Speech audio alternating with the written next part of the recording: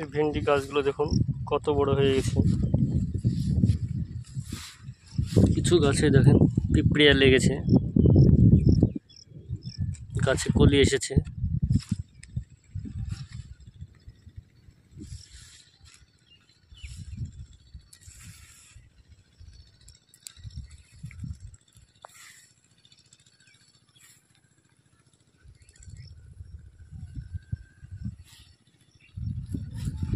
দেখেন সব গাছে কলি আসতে শুরু করেছে।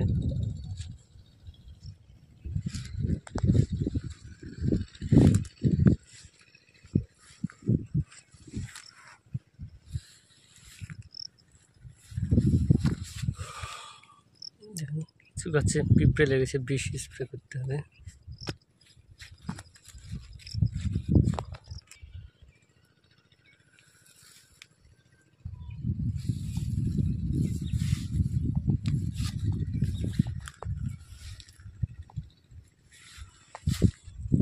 দেখেন প্রত্যেকটা গাছেই ফুল আসতে শুরু করেছে, কলি।